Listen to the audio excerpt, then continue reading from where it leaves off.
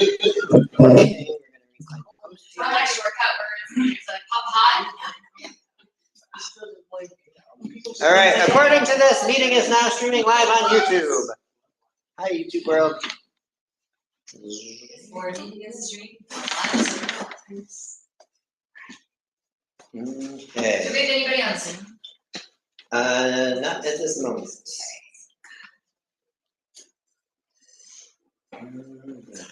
Let's see. Meeting is now streaming live on YouTube. I'm gonna check on our YouTube channel. They might not want to do that. Not stream live on YouTube. Stream live on YouTube? I No. Oh, we can figure it out real quick though. No, I only develop it now. Oh, you. I do live streaming, yeah. View your channel. Okay, looks like it might be live. The thing we should do is share this to our Facebook page. So I can do that while we get started. Terry, do you want to take us away? You have that. Yeah.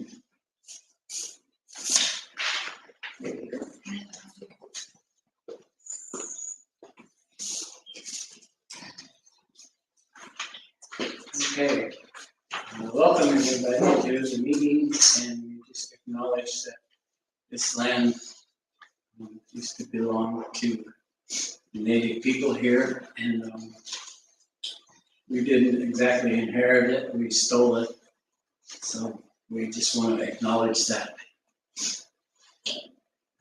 Any additions to the agenda? We do have one note. There's under new business is the anti-hate speech policy. We are going to table that. Table or remove it. Up to you. Yeah, don't table it to the next meeting. Just, I'll bundle it with the student handbook. Okay. That the policy will be bundled with other policies, and then so it will come back, but just not by as its own line item in the agenda. All right. Okay. Do we approve of this agenda now? Is there a motion to approve the agenda? I motion to approve the agenda. I second. All in favor? Before we actually jump into the minutes, if you don't mind me saying, Terry, I would like to welcome back Amanda. Yeah.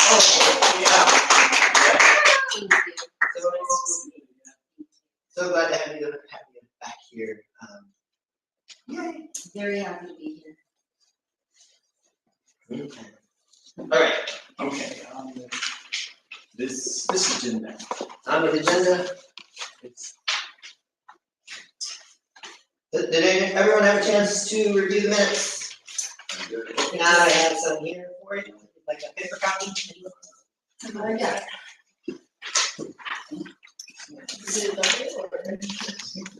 Two pages. So I mean, it's 4 pages. Okay. Okay. Alright. If everyone had the opportunity to review the minutes from our last meeting, I would entertain a motion to approve the minutes. I second all in favor?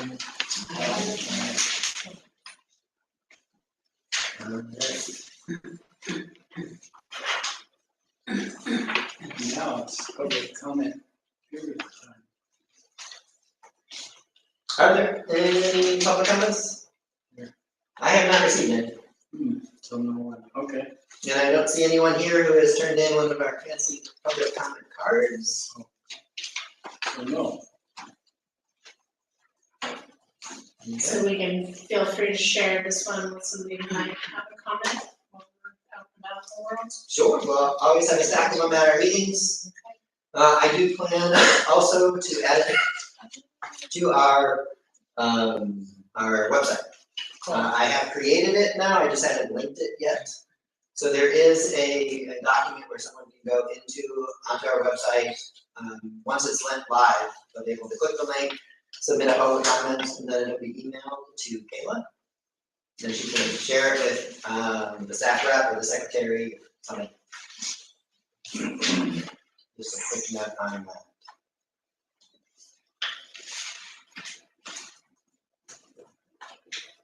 Okay. Hey, there's financial report. Oh, now we're in the financial reports. All right. I'd like to report on our account balances. As of yesterday, our bank account total as of April 6th included $19,442.33 in checking and $216,172.34 in savings, for a total of $235,614.67. The state of our finances is good. I would like to share a statement of activity for February. You can take one and pass it along.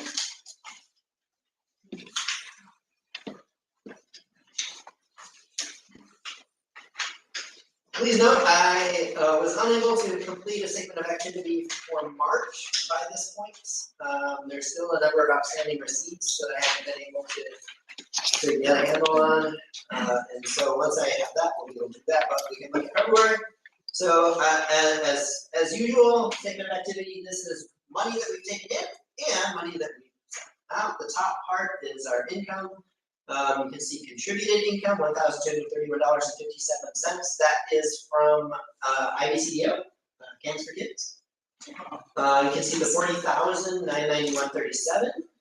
That comes from our grant, our state tax dollars. That comes from Three Rivers, so that's our general school fund. And then the other income, that month, February, you can see the $101,362.44. That comes from our CSE grant. So our federal charter, we have a 3-year federal charter school program grant, and total over 3 years is over $300,000. In February, we got we can see there. So that was our income for the month. Then the bottom part is split into all of our expenditures. And if you look going up down is the item, like our teacher salaries, our administrator salaries, our retirements, our workers' comp, internet, postage, telephone, rent. And then going across the top is the different departments. In 1280, the first one represents the classroom and teaching program. So any expense, for example, our teachers or materials that we have is going to be in that first one. But then you can see assessment and testing, staff development, support services, fiscal services. The last one there, 3120, is our cost of food, which does include paying people in that area as well. If you look, you can see the total expenditures over the whole thing is $75,777. And so for that month, the fact that we took in 147 and spent 75,777, our net revenue, so this is the money that got added to the bank for $71,808. So a really good month. Some months are a little less. We don't get a federal charter school grant. We don't get Camps for Kids. Maybe we have more expenses. But this was a good month. What was the travel expenditure? Let me see. Is that under so staff development? So this is an interesting one. All the staff. You're gonna actually see a negative in that column, the next one. The staff plan to do some professional developments. We purchased conference fees, airfare, hotel, and then realized we couldn't go. Because this very coming weekend, and I have a memorial that I have to host. We were a little too excited. And so. We were like months in. And so we have gotten refunds, so that'll show. So. That was my only question. Okay, any questions?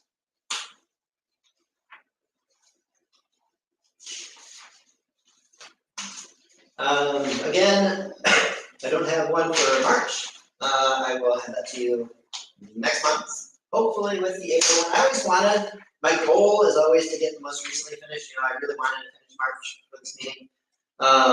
But sometimes receipts are hard to track down and sometimes I'm on vacation. Things like that. Okay. Next is our purchase requests. We have two.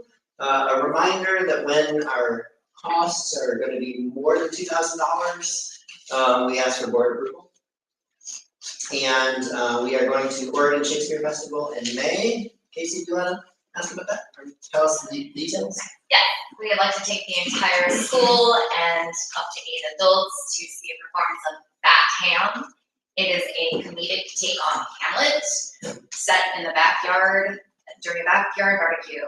And we have, because we're a Title I school, I requested and received discounted tickets. It's only $20 per person. So the plan is to go on Tuesday, May 15th, take a bus and spend the whole day there.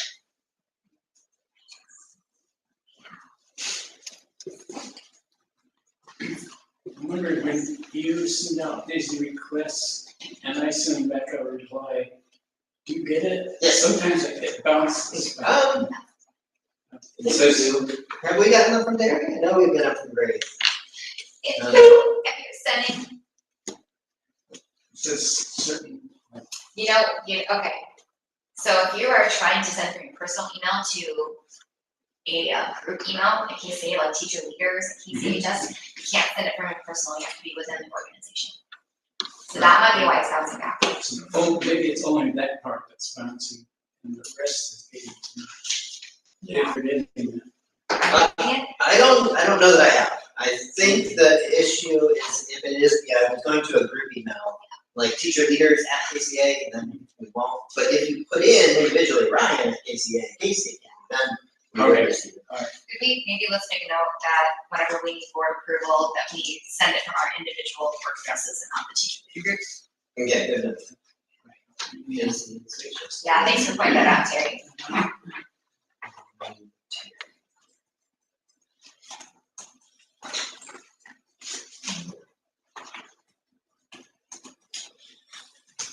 Okay, I don't know if, do we need a board approval on that? Can we get do you know the rough costs? 1,300. Yeah, We so actually it's don't, under the threshold. we actually don't need a board vote on that, but good for y'all to know our plan. Sounds awesome. What you guys are doing.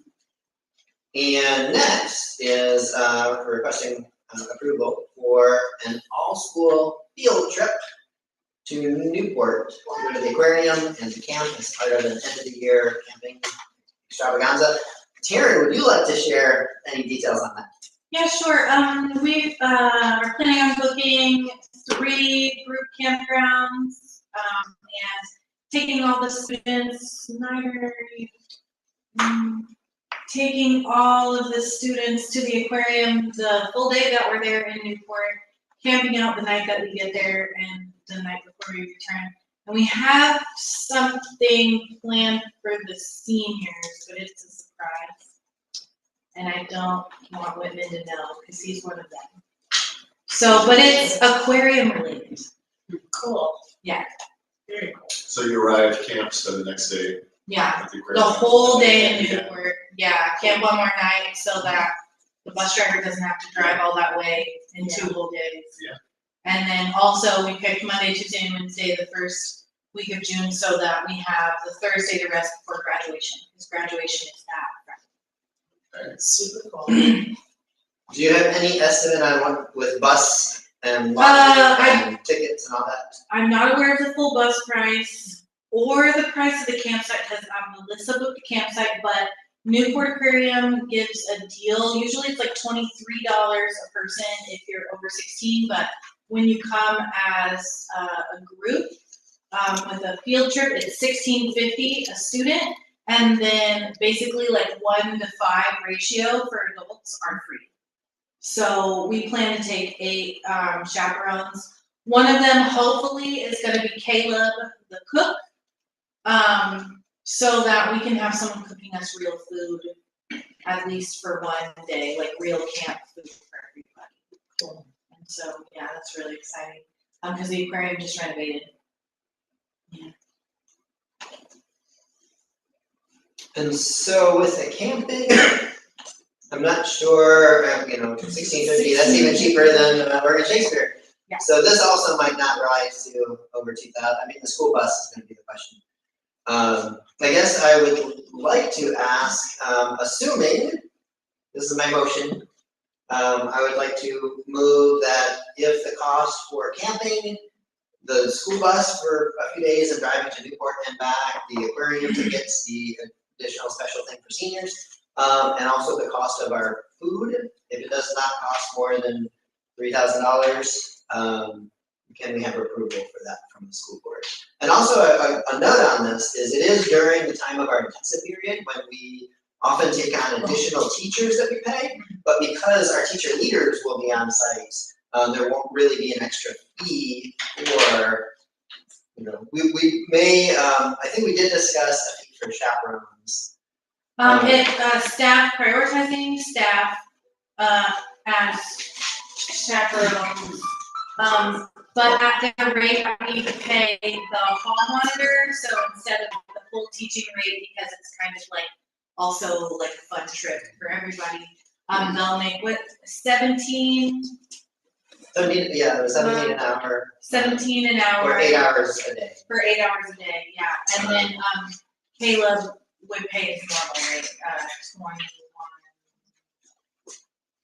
something for 8 hours a day. So with that cost, it might be up to $4,000 for. Would it be possible to see if there was like parent volunteers that like chaperone for free? It is possible. We feel from our experience with parent chaperones sometimes in the past, they don't feel as committed to, like, if they want to leave for a smoke break and not come back for 2 hours, but we need someone, there's kind of like, what can we do? So we do want to support our staff. We do want to support people who can help us out, but being able to sort of demand a commitment and like, yeah, we need a chaperone at the campfire at night, and the 4 of us can't be doing everything 24 hours a day while we are on this bus. And so if we can get staff to plug in, with different, like, okay, here's your 4 hours, you are off. You need $17 an hour, so we're expecting you to be there, we think that's maybe reasonable. I understand that.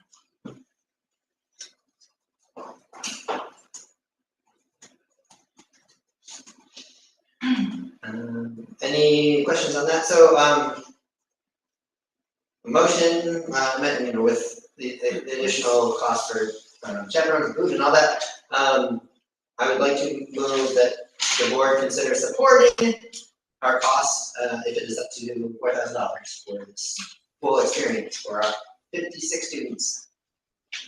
What was the ceiling that requires board approval? 2,000. Is there a second? I saw it. Any discussion? All in favor? Hi, There's Angie. I am so sorry I'm late. No worries. Good to see you.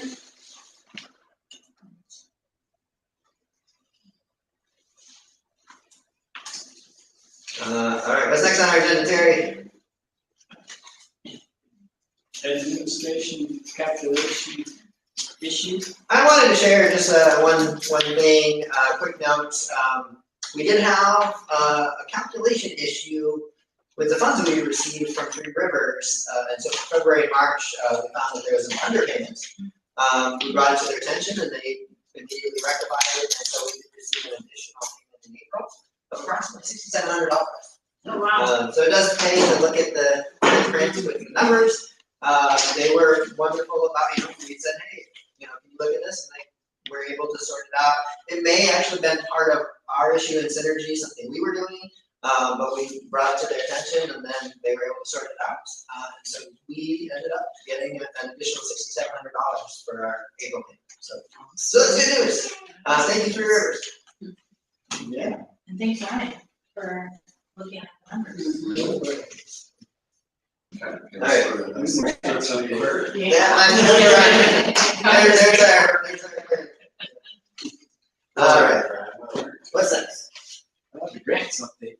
CSP grant, we have an update, Casey, on the CSP grant. A great one. So total for years 1 and years 2 that we've been authorized, we're up to 325,880, and we have done a drawdown of 270,561.40. However, we have not spent a large chunk of that money. And so we're waiting for, it's going to be for like furniture for the expansion, buying more tech. And so we have basically chunk of that change sitting in our savings is from our CSP grant. I am in the middle of doing our annual performance report, which is due May 1st. It's our heftiest report of the year. And we are starting to post everything up to our website. We thought we'd get a new website over the summer, so I stopped posting all of the required documents, reports, whatnot we need to have posted, but that seemed to have fallen apart. And so Ryan is now starting to upload our reports, documents, whatnot to the website. So we will be posting the annual performance report up on the site, and essentially it will list, if you're curious, it will list this long list of performance measures, basically us proving that we're using the money to do the things we said we would do with the money, right? And that includes, well, a lot of the measures we've already achieved, such as open a new location, do 3 arts intensives a year, 3 arts literature intensives a year. So a lot of it we've already checked the box, but this is the annual time where I check the box again. And so, yeah, so it's good. It's due May 1st, and Ryan and I are it's gonna be a big one. So, it's gonna be a big report. And that's it. Anything else for you in CSP Ryan? Anything I'm overlooking? Nope. No. Nope. Well, in community and culture. I can give an enrollment update. At the moment, we are at full capacity of 56 students, with 6 students on the wait list. We have 12 in 9th grade, 20 in 10th grade, 15 in 11th grade, and 9 in 12th grade. For next year, enrollment, we presently have 8 requesting to join our 9th grade, 2 more for 10th grade, 15 for 11th grade, and 3 for 12th grade. At this point, we have not yet asked our current students if they plan to return. So it's not clear how many spaces we are going to have for sophomores, juniors, and seniors next year. It is the case, though, that we will probably have a very high number of seniors. This year we have 9. Of those, it seems 4 of them are on track to graduate this year, and the others may be joining us for at least part of next year, a semester or 2. And so we have 15 juniors. If they all return, and if the 5 seniors, that's 20 possible seniors for next year. It's very likely that some of them may want to move on and do a GED or something else. But at the moment, we may have as many as 20 current students returning, as well as interest in more. I would like to share more about that, about next year, and just under new business, we're going to discuss our lottery process. So I'll be able to share more about that. As far as community connections, Taryn or Casey, do you have any that you want to share about organizations? Got it. Give it out after you. Or if you have some. I don't have any. Okay, so let's see. Looking at my notes. Okay, so a couple of things. First, on the theater, more on the theater tack. Learning that Barnes Farmers Theater in Grants Pass, it's the oldest community barn theater in the state. The Wednesday prior to a show's opening, they have a free night for high school students because they don't do matinees, so we can't take the kids on a field trip. But this is going to be coming up the end of next month. On Wednesday night, we will be able to go see those kids who can so choose to join me in the evening. Go see 9 to 5, the musical adaptation. And so very, very, very cool. Didn't know that this was something that they offered. So I think it'd be great if we should start doing that at least once or twice a year. Let's see, next week We are getting visited by Laura Mancuso during community class. She is the leader of Ivy Hope Village, the new transitional housing project. They broke ground back in November, and it's coming up fairly quickly. It's close to ShopSmart. So she's gonna come visit us during Monday's community class, give us a heads up about what the project is. Our kids are fairly well versed in houselessness. They have a lot of they're very well versed and they really care about it. We've had guest speakers come in from Mint, the Grants Pass organization that helps houseless folks.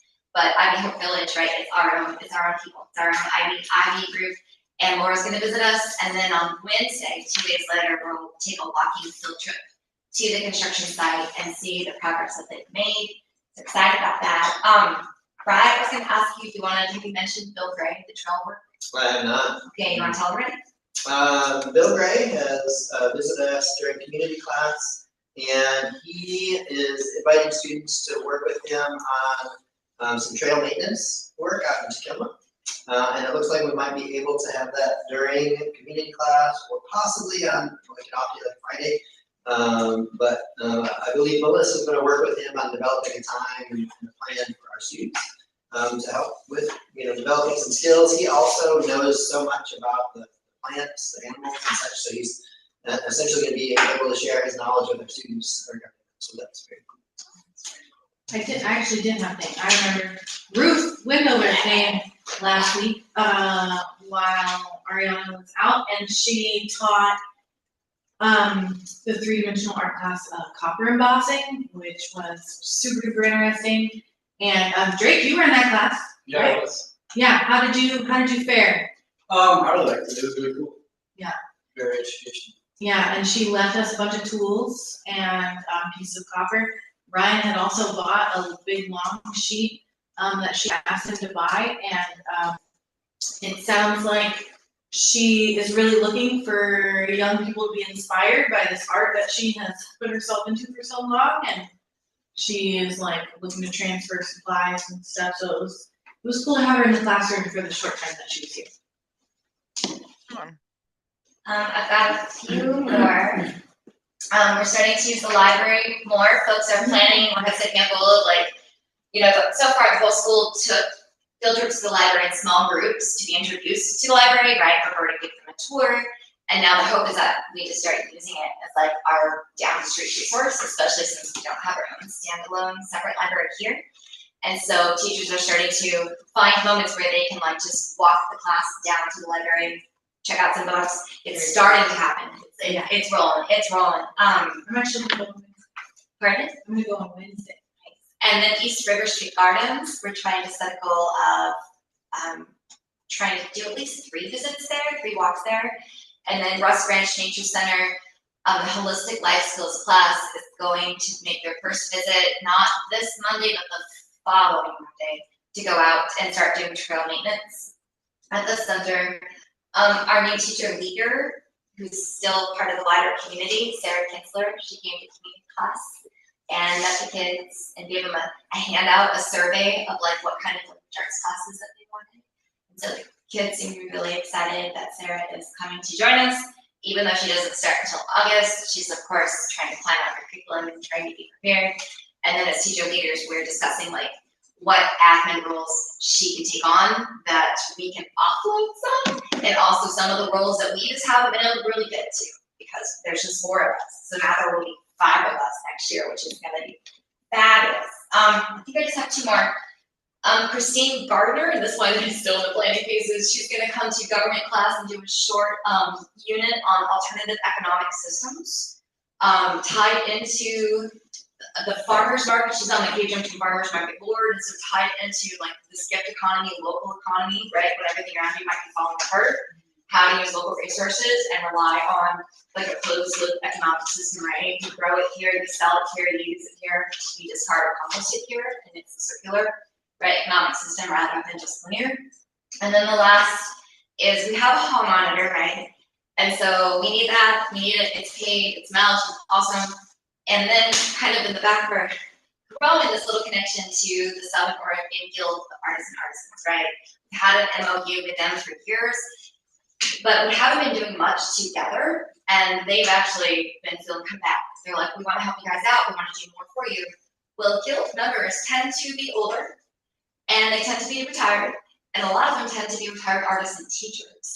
So had one conversation with Caitlin, the executive director of the guild, to recruit grandmas, or grandmas and grandpas. Like if there's a guild member who can volunteer, say like 2 hours a week to be here, be at the school, and be like an extra parent, an extra adult, who's someone who knows and likes working with young people and has a lot of experience. I know at least 2 retired teachers who each taught for decades and decades and decades, middle school and high school. And so just to have more resources around for the kids and to not see it so much as like that person who's trying to get you in trouble, right? But more like you need something and the teachers are busy or Kayla's busy, Harvard else is busy, that you've got, someone hanging out. And because they're artists, we're talking to Caitlin about like, bring your art, just hang out, do your crochet, do your painting, do what, just make your art in some of the common spaces, whenever when you can sign up for volunteership. So it's a new idea. It's going to grow slowly. It's not guaranteed yet, but planting the seeds of bringing more guild members here just informally and regularly, just a part of the culture. And I think that's it. Anything else, Ryan? No, that was great. Okay.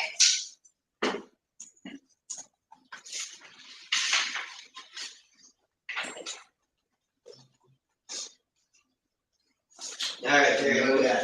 Location and facilities, facility update.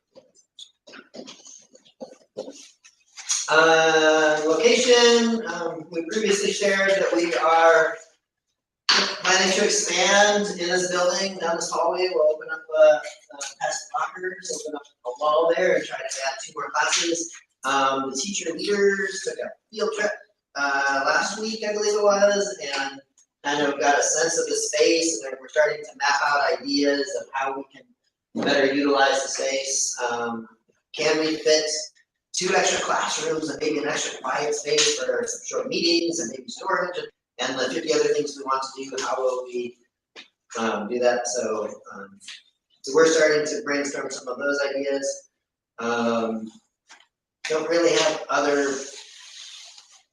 facility update beyond that. Besides the doors went in, Oh, yeah. this one safety door on this side of the building went in, and it's actually really great. It locks from the outside when it's properly latched. There was kind of like a kerfuffle with installing it, but we learned that if you just push in the inside thing, it'll close. And now that it's been opened and closed several times, it does close from the outside. So maybe at first it was just a little stiff. This one didn't go in yet because we were worried about the way that this went in and the hang-ups there, that maybe there was like an issue with the manufacturer, and we haven't been able to get in touch with the manufacturer and clear up any misunderstanding about how it's supposed to be installed. So we didn't want to like start it and then not be able to lock it. So we still have 1 more safety door to put, but I am feeling positive about this one. Yeah, it's been the previous one that was here. One of those old ones that you have to lock and unlock, and this is now one where it can be locked, and students can still push a bar and go out. And so you don't have to have a staff with a key to unlock it or lock it or because actually that was we weren't like allowed to have it locked. Exactly. Yeah. Yeah. That was it. Perfect. Yeah. So Lovely doors. Yeah. Money well spent. can I jump in actually and ask, Whitman, did I see your hand up earlier? Yeah, it's when we were talking about enrollment update. I heard that there are maybe 2 new students coming in, like within a week. Is this true? Right now we're at capacity, so. Okay, because if I remember, there's a student that left due to circumstances just within like the last week or so of being replaced. I think that is still being sorted out. It's not official as of yet. So Whitman is correct. It looks like we will be having another opening. We don't have it officially as of yet. We still have to work through the system. And then that will be one that could potentially be replaced. And then is our enrollment list, like list of students that's enrolled, is that public? List of students enrolled? Yeah, No. okay, I figured. Yeah, that's a violation of, student confidentiality, it's like a FERPA issue. Or not safe to do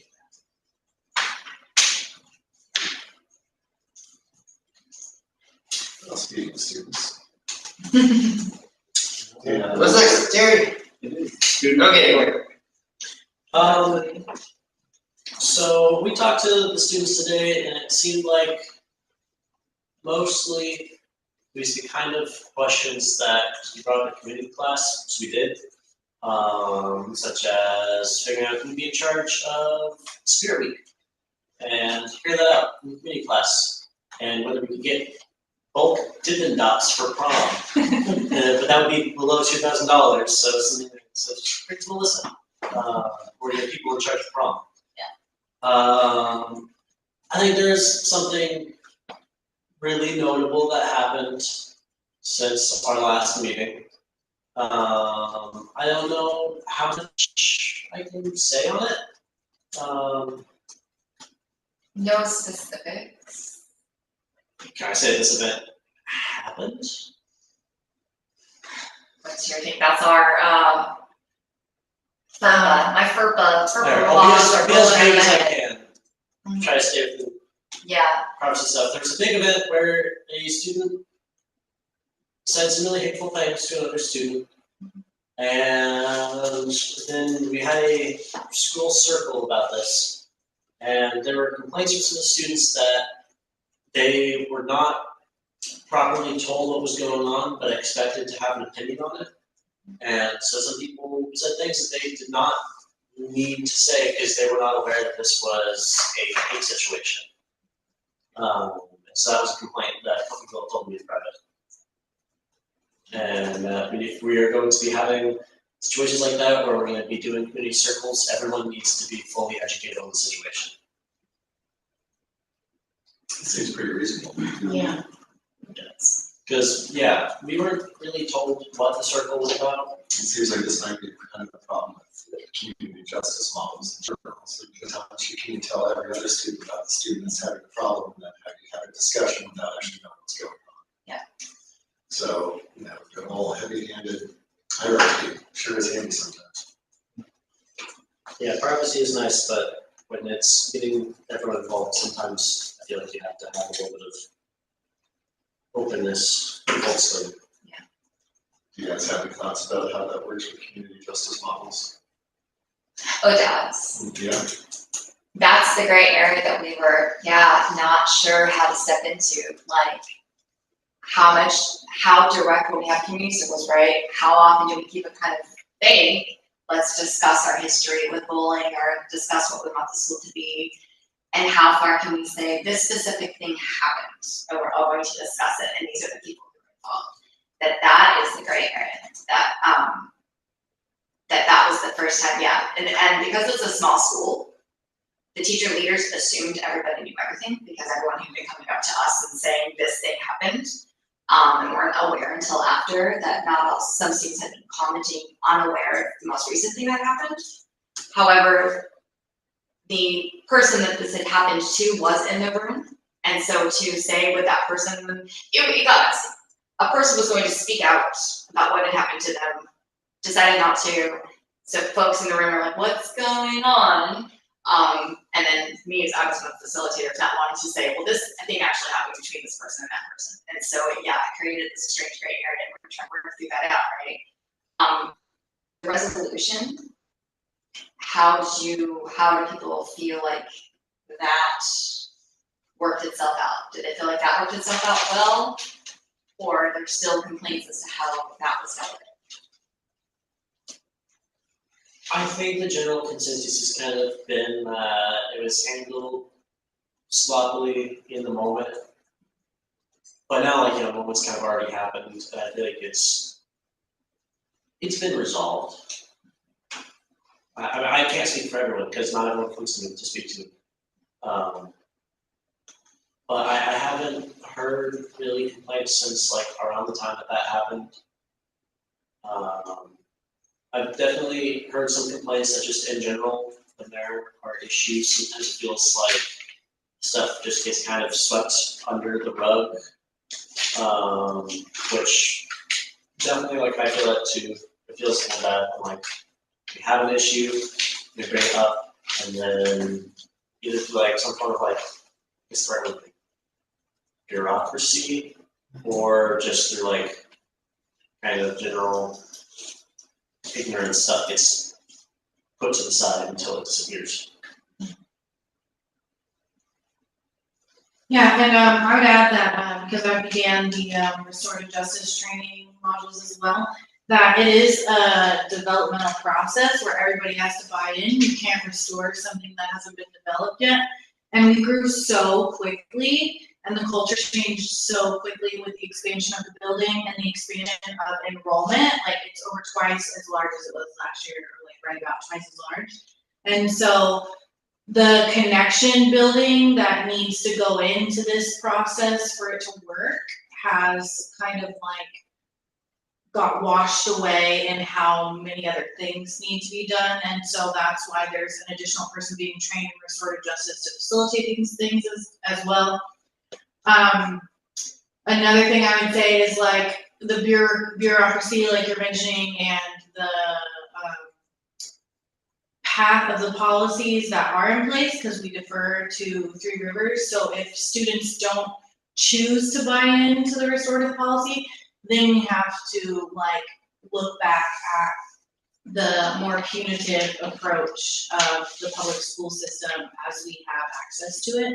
And we are using that handbook and handbooks that are similar to our school to build a really solid handbook that reflects our values. And this is actually totally the kind of conversation that we should bring up in community class, like sort of the kind of thing that we're trying to like kind of nudge you guys to ask each other. So that doesn't seem like we're like lecturing the whole group all at the same time, but we want you all to be empowered. I brought that up, right? Today I mentioned I'm pretty sure I made eye contact with you, Drake, when I was talking about the policy books and how you guys can have access to them through the internet, and you can tell us which parts you like and you don't like, and we can build it together. So that's just like a process we have to go through. And not realizing what you have to do until the moment hits can be very, very chaotic and messy. And yeah, mistakes were made in that instance, but we are quickly working to right those things. And really, really would like people to come and talk to us directly when they have these feelings as well. Because if we don't know, then we can't do anything about it. I can definitely speak with like, so, I need words. You know, I want two spelling bees and I don't think I can think of words. It's a lot of pressure. So like, yeah, as far as people not being like educated on situations like that, it can definitely get messy because I think people know, and even me included, when this like whole event happened and we had this circle, we unknowingly defended the, I guess, what the aggressor in the situation because we were under the impression that they were just being like exceedingly rude. And they're kind of always like that, and so we were trying to help them not be like that. And then we were not informed that this was like a racial hate situation. And so afterwards, me and a couple other people were left in this situation of like, oh my God, we just defended a racist without knowing it. Not only that, but a racist that was also like targeting a friend of ours. And now we have to go through the whole thing, like going to our friend and being like, hey, not racist, don't like racists, but I accidentally defended them right to your face, so sorry about that. And like, even after that, like, you know, apologize, it's still awkward, because I accidentally defended someone that was being, you know, almost violently hateful with them, and I didn't even like, so we weren't properly educated, but we were still put in a position where we were like, we're supposed to talk. So yeah, we're gonna have situations where people are expected to talk, to expect people to know. I think that's it as far as the student reporting. I think this is something that's probably gonna have to come up again. Yeah. Some other environment. parents, because there's a fundamental conflict that he's brought up here. That is gonna be very difficult. So it's either has to be more transparency. Is really what it is. For the student privacy. Yeah. So we have a fundamental conflict there, and we're gonna that's student versus. So I don't know, do you have kids decide like, I can't okay, we're really into modify restorative it. justice and that means we're accountable and there's a lack of transparency, or we're into just punitive behavior? To me, it's a little bit less of the restorative justice and versus punitive approaches and more of transparency versus confidentiality.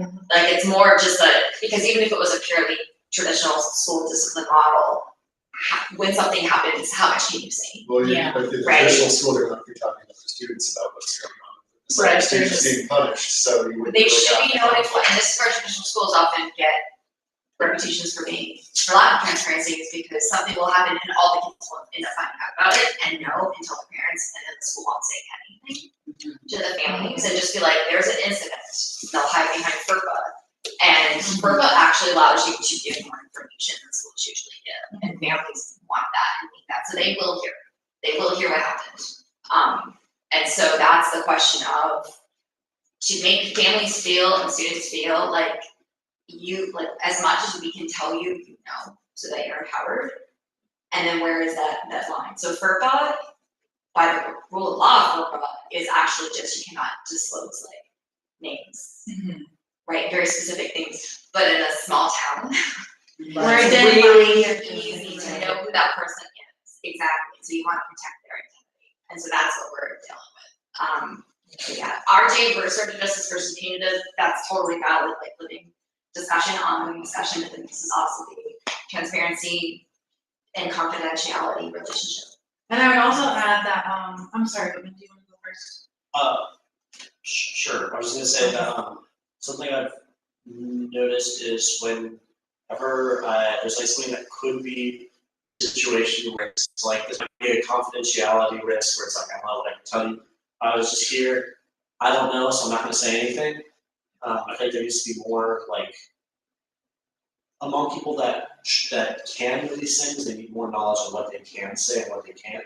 Because if there's things that they can say that they could be transparent, but they don't know if they can for risk of, legal suit, then they should learn what they can say. So I think we should have as much transparency as is legally allowed if we're going to have a restorative. Well, and FERPA too is like what the staff is bound by, right? Like you are free to share your own experiences as you wish, but staff cannot give, adults are not supposed to give identifying information about students about any situation. Like even if you like spilled a milkshake in the cafeteria, I'm not allowed to say Whitman spilled a milkshake to my mother-in-law, you know what I mean? It's just about like what you're doing in the school being confidential because you have a right, like it's your human right to be here. And so it's to protect that. And then furthermore, I would say that even though this situation did get a little messy, it ended positively because where we have been all but begging students to come forward with their experiences because we've had a knowing that these behaviors were happening, but not witnessing them with our own eyes. So you can't implement policy based off of like hearsay unless multiple students are coming forward, and if students don't feel safe coming forward, there's no way to move forward with restorative justice or any kind of justice at all. And so even the week before this incident, I had like purchased what I'm calling the share phone, which is like it records little messages and you can, like tattle basically. I saw it in a first grade capacity first. But like basically it's a tattle phone where if they see something or they're worried about their friend, they can come and like record it into the phone. It has just become a silly thing to sing into. But after the incident, like students were actively coming forward to share with us their experiences of being harmed, of things that they've heard or seen. And so ultimately we did come to a place where they felt safe to come forward, where that was not happening before. So that feels like a win to me. I agree. Thanks for sharing. I do feel that definitely prior to that, there's sort of more of a mentality of not wanting to be a snitch. Mhm. I don't want to be a snitch, I don't want to be a snitch. And what that is protective of a perpetrator, of an aggressor. And now I think there's more of the sense of, oh, I need to protect the person who's being harmed. And maybe that does mean telling, the teacher leaders what's going on. We need to be looking out for those people who maybe have struggled to defend themselves, struggle to speak up. We need to be doing what we can for them, and to bring to the attention of our teacher leaders something is going on. If your goal is, oh, gotta protect the aggressor, I don't want to snitch, versus, oh, I need to help this other person, help make sure some people know what's happening. I think there has been a shift in this mentality of, okay, how can I help the person who's the victim, essentially. And we need to get so much better at it. Yeah. It's Like, working we've got a lot of progress. growing to do. So, yeah. And Thanks we every time you guys are honest, thanks. That's Yeah, what we really need to nice. know, honesty. Ellie Weissel, I think, has a great quote about that. I see, put it in school somewhere. What was that? Ellie Weissel has a good quote about that. We've got a poem up Oh, a you, couple of places, Okay. yeah, one of them was vandalized by a student who really didn't know what it meant, so that turned into a lesson in my life. Where do you draw anatomy, and where do you not draw anatomy? That'll come up again.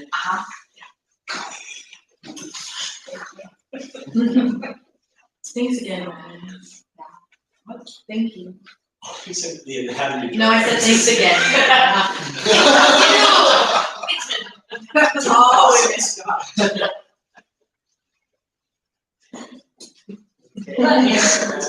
Can we move on? was there anything else, students? Oh yeah, prom, women, update. Prom's happening. I'm not on the prom committee, I don't really know, what's going on with it, we decided on the theme, 1700s. Gothic. All four more, there was like 30 words. Something like 1700 Gothic words, and it's like, Other Victorian. yeah, fantasy, red carpet, 1700s Gothic Victorian. So, yeah. That one, so, yeah. I'm excited. Been Friday, May 9th, Something like that. something like that. Can you decide on the time? 8 8 o'clock. to 8 o'clock, yeah, To midnight? you're making us stay awake. Yeah, the night, Friday's the night. It's 4 hours. So if any grown-ups wanna help chaperone, Yeah. it's gonna be here too. Yeah. It's Yes. gonna be here. Often check on. Woo, great. I hope that you do this. So, Are you DJing? What? I don't know. Okay. I got ousted, but I'm trying You to didn't find talk out. about Yeah. Allison. No, they thought that they were preserving your teenage memory by letting you off the hook and not making you work. They attached ropes to my hands and ankles and keel hauled me under the boat. The Sounds music very gothic. teacher agreed to do the DJing. But because we thought that like Whitman's prom, perhaps Whitman wants to participate in prom in like a group, but he's. Trying to be satisfied. No, I'll ask if it's okay with everybody, if that's how you wanna enjoy prom, then that's valid. I have some sick ass turntables that's gonna sit at the table, like at the actual dance floor this time instead of in that little booth. Great. In your suit of armor, isn't that what you said you were? Oh yeah, totally. If it's That'll be sick. 1700s, I just Great. don't wear the gloves, Pretty cool. What was like the next thing? Thanks, my family just married into the Briars. Oh. Okay. What's next? Staff report. Staff report, staff activities, I would like to share that this is my last meeting as the staff representative. Starting at our annual meeting, April 28th, I believe. Taryn is going to be your staff representative. This also means that I won't be a board member. This also means that I will not be able to be the secretary. So, Mindy has expressed that she's interested in being secretary as soon as her time is over in teaching, which should begin, meaning she could, starting I think with our June meeting. And so if we may need someone as secretary for our April and May meeting, or maybe just May, depending on if I do it for the next meeting or. Yeah, but we have a second meeting this month. So for at least the May meeting and maybe for our annual meeting, we might need a secretary. Women, For what? I have been the one person who's been on the board from the beginning. When did we start? 2018, 20 something? 20 something? Or 2018, way back, Is it yeah, being down? way back when. Husky. And I need a break. And I like to be annoying and know things. So, they don't help them. And our bylaws don't say this right, but usually staff rep is a 1-year Yes. cycle. Yeah, it might say that You actually. might say I that? have it. Okay. Yeah. Really? Yeah. But it I was doesn't say reading that, it. but it does seem to say that board positions have a limit to how long they can be on there, and, but it doesn't say. What's that? No. It's up to the staff. You did. And it's not Hopefully you election, graduate. it's up to I know, Really? really. How long are you gonna be stuck? I know. Yeah, it's. Any other staff We sit rep things? Staff rep. I got nothing. Anything for staff? So you can't be Staff rep. secretary anymore. Uh-huh. You're not allowed to be secretary. So I did get a kiln, Carrie will be happy to hear that, I got a kiln from Sue B, and she gave us a tabletop, pottery wheel as well. Oh, And when nice. the expansion expands, hopefully we get a 220 outlet put in there somewhere so we can have a little kiln space permanently. And that's really exciting. It was interesting you mentioned Ruth because she gave me a kiln, a whole complete slab rolling table, Yeah, all kinds of Oh, yeah, she was tools and talking equipment. And the understanding was that if there ever was a chance to be in school, that equipment Cool. could be like a big full-on slab roll. yeah, table. that's So, awesome, yeah, anyway, awesome. So you might Yeah, you'll have to help me set it up. more of the same. Alright. So if those of you, maybe someone can think if they could handle serving as a secretary for a meeting or two. Thank you. I don't think I have anything else to report, staff. Oh, we had a fire drill today, and I woke the baby up with the microphone, and so that was a bummer. But I'm just learning how to use the microphone, and everybody made it outside and was accounted for, and the fire drill went well. What? That was also like our quickest fire. Yeah, It was very impressive. yeah, that community class, I So you really should- am so good you job. should be working up to it. No, I know. I mean, it optimizes out. No, totally, I agree. Yeah, we will need like a proper alarm system though, because like in the event of natural fire, like I'm not gonna be able to grab the megaphone and like turn the alarm on. I'll probably just run around. Right now, we just have smoke detectors, so if any of you know anybody who can put in a proper fire alarm system, I'm working on researching that. There are grants. Someone has to write it. Okay, is that good for staff report? So, old business. Old business, what's first? Maybe employee dishonor. At our last meeting, we discussed, there was a quote for $429 annually for employee dishonesty insurance. I believe it's for the amount of $100,000. And we, at the time, assumed, well, maybe the amount's not required, and it was just being requested by our auditor. We weren't very excited about pursuing it. However, I reviewed our contract with Three Rivers, and it says we must maintain an honesty bond of no less than $25,000 And then I confirmed with the insurer that this honesty bond was in fact the dishonesty insurance. And I was confused because we had shared our requirements for insurance with our insurer. We said, here's the very specific things we need, and give it to us. And then they gave us a big heavy document that maybe we didn't pour over every single line and make sure, because we thought, if we're telling them, give us all these things, and they each cost money, they probably wouldn't be like, nah, we're not gonna include that. But for some reason, they did not include that thing that is required in our contract. The good news is that the number I gave you last time was for 100,000. We are required to have 25,000. That amount would add $197 annually.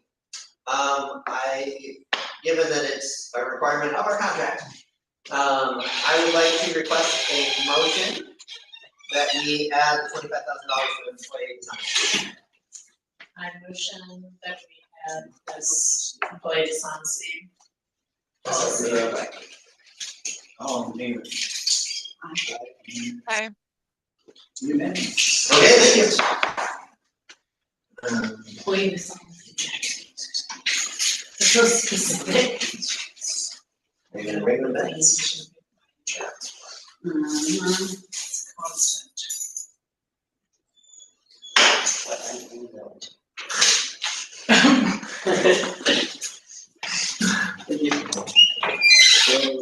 2025-26 budget.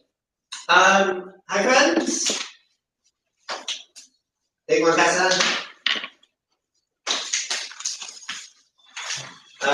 I am here by sharing the 2025-26 budget.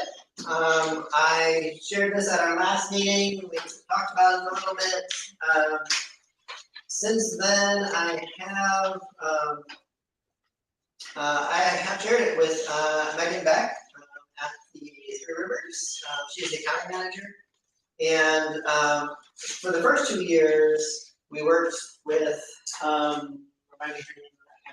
Lisa Cross. Lisa Cox. So our first 2 years, we worked with Lisa Cross at the district, and she said it was fine if we sent our budget as a draft in advance for her to review and see if there's anything that she thought looked kind of strange, because it is a requirement that we submit our budget to put it straight. And so Lisa Cross has retired, and so I reached out to Megan and said, hey, can I send it to you? Lisa was fine with that, and Megan said, sure, absolutely. And so we shared it, and the only reply I got was, great work on the budget. There was one note asking about something that I budgeted for our number of students. And her question was, is this accurate that you're budgeting for 64 students?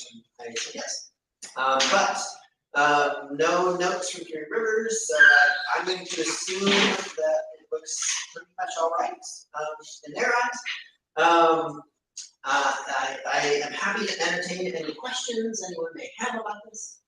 Yes, in the last section, under cash flow, total carryover contingencies, when it's red, that means it's the negative, right? Yes. So on May, is that supposed to be red? So it's a different. So I will clarify. So if you look here at this yellow section at the bottom, the 77,397 is over the course of the whole year. Oh no, actually, it's let me think. So here contingencies. It's actually all right. So if you look at above that in green, you can see where it says reserve 33,000. So this is when we take our how much we expect to receive and subtract how much we expect to spend. That reserve is that additional. So that's how much we think. Essentially, if we started the year with 0, and then we took in all the money that the budget says, and then we spend all the things that the budget says, at the end of the year, we'd actually come out 33,000 ahead. So I'm anticipating by this budget that we will take in 33,000 more than we actually spend. Then the yellow section does show the cash flow by month. And so if you look at the very first column under FY 2425, this is an estimate of how much we may have in our bank at the end of this year. So on June 30th, I'm estimating 75,000. Then and so then that starts also at the top. You see at the beginning of the month, July 25, so July 2025. Then this 77,000 is how much we expect to have beyond our expenses. So if you go back all the way to the top for July, you'll see that it says our in total revenue for the month is 118,000. That's in the top green line. Draft budget. Total revenue 118,205. Page 1 in green under July, 118,000. And then if you jump down to the red line on page 30, it says 40,808 in that column. So if we take in 118,000 in July and we spend 40,000 in July, we should have 77,397 left over. So therefore, if we start the fiscal year with 75 in the bank, 75,000, and then in July we end up 77,000 richer, then you can see that 152,397 would be what we have at the end of July. And now each month it pops up to the start. So the bottom one in yellow is the end of the month. And then it's also should be the exact same as the start of the next month. So then the red, what the red indicates is any month where we spent more than we took in. And in terms of cash flow, if we do that all the time, if we have very little money in the bank, that's bad.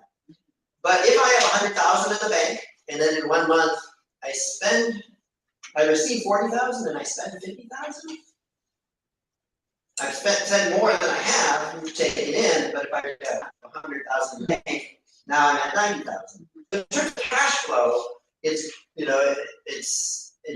we're still in the positive. So what we have is positive numbers that are red. So the reds are all negative for the month. Each of those red numbers in yellow represents. Let's say October 25, we started at 148.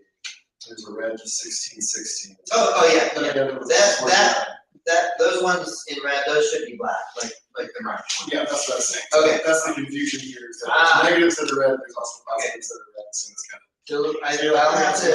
I'll go back to the formula and make sure that it turns red when it's supposed to. But all the numbers are red. Right. If it's just not colored correctly. Okay. $1 over 40 cents. So close. Okay. $1 extra in September. If you notice, July is a month where we do the best. The reason for that is because in July, we actually get a double payment from Three Rivers. Through our annual, how much we received from them is basically split into 12 total, 12 monthly fees. Then we get 2 of them in July, and we get 0 of them in June. So if you look at June, you'll see it's a very bad month. We don't take in a lot, but we still spend because our teachers are paid over 12 months, even though we don't have much school in June, and we don't receive income in June, but we're still spending. We still have to pay rent. We still have to pay our teachers. And so the first month of the fiscal year looks good, and the last month looks bad. And so we have to, the reason this cash flow is important, we have to make sure, if we know we're not getting money in June, but we're spending $40,000 or $50,000, we have to make sure we have that much in the bank come June. So, Speaking of rent, I might have just skipped over it, but what number would rent be on here? rent is, let's see.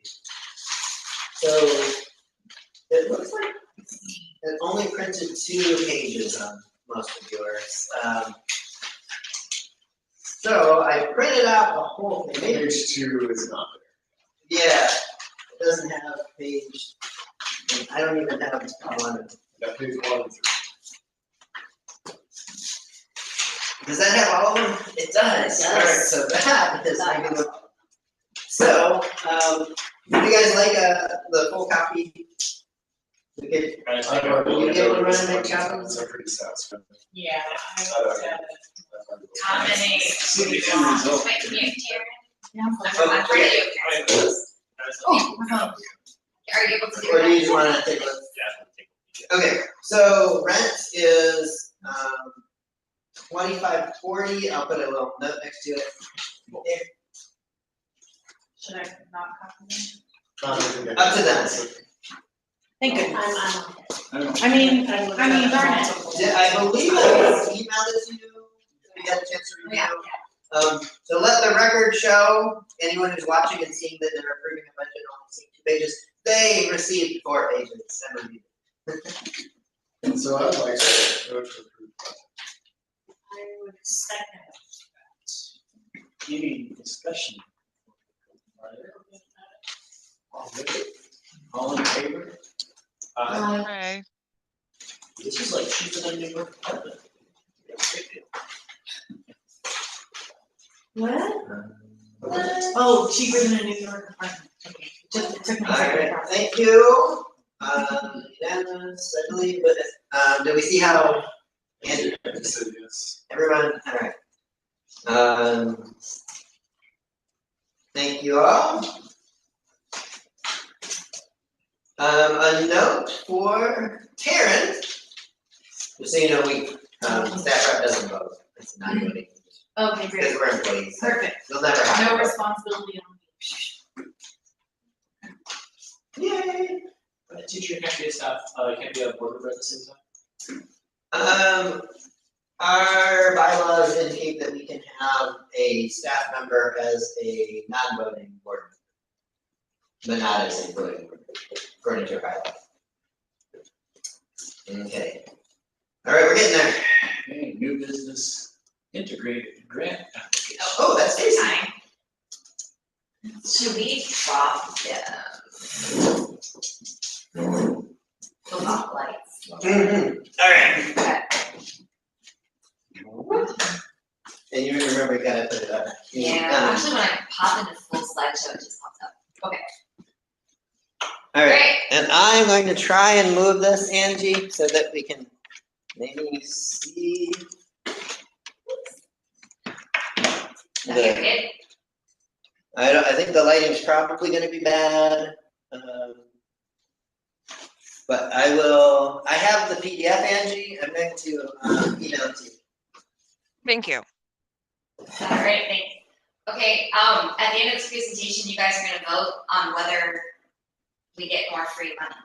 So, County Office Commuter, High School 2025 Integrated Grants Application under the Three Rivers School District umbrella.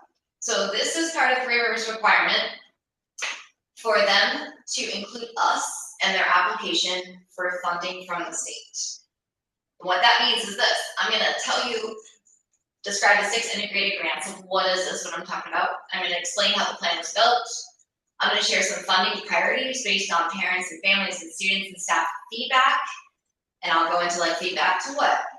I'm gonna hear additional feedback through public comment. So we already had our public comment period, but I also want to make it super clear, and it's required, that if there's anyone else in the public who wants to make some public comment after I get the information, go for it.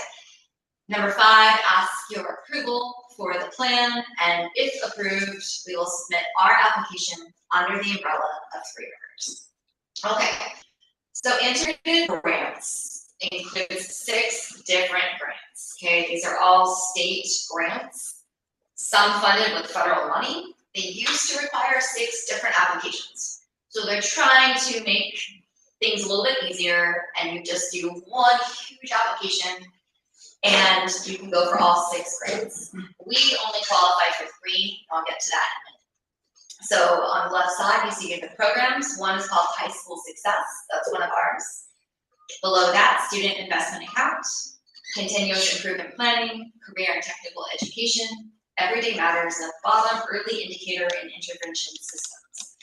Right, so then you have the middle column of common elements, forgive me, but I won't read everything. And then on the far column, common goals. And forgive me again, I will not read everything.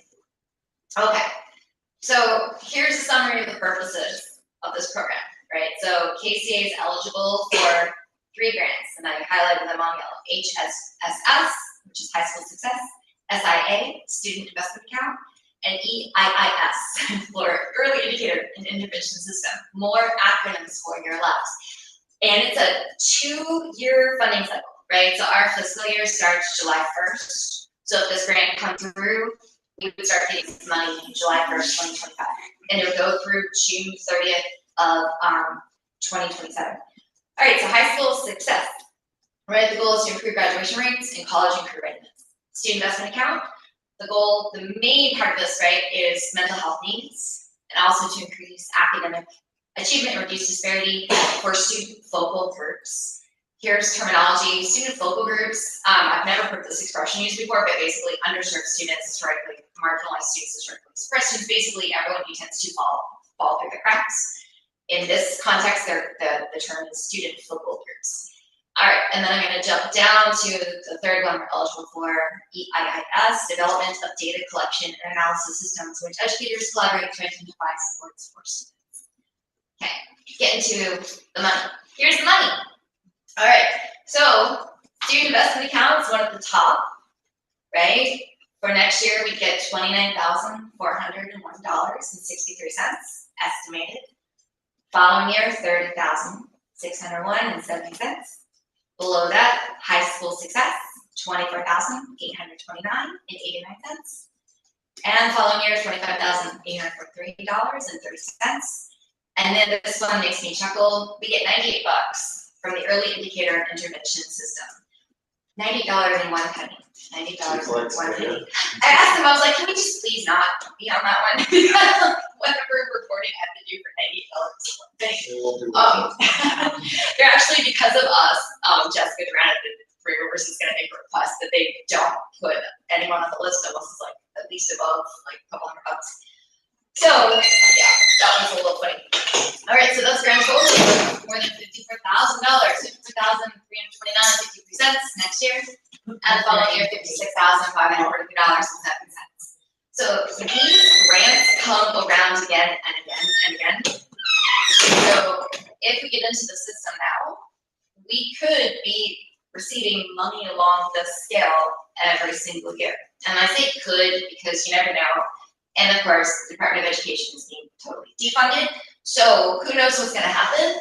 But if things stabilize, right, and we still get funding, federal and state funding, this could be part of our annual income.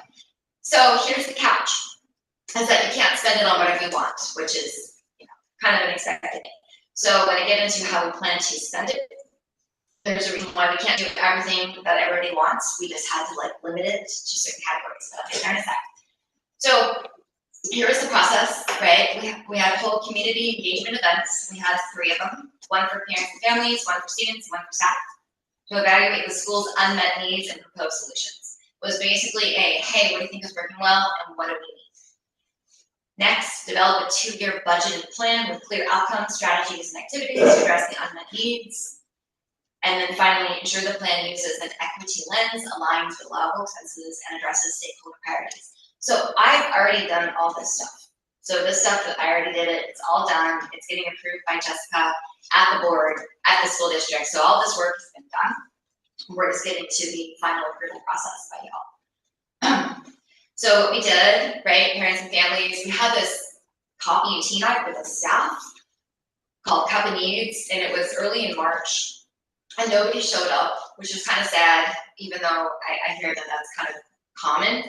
So to try to reach more people, I developed a survey that I sent out on Parent Square. I've only received a few responses, so I need to keep pushing it again and again, and it's essentially what's working well for you, what's not working well for you, very straightforward.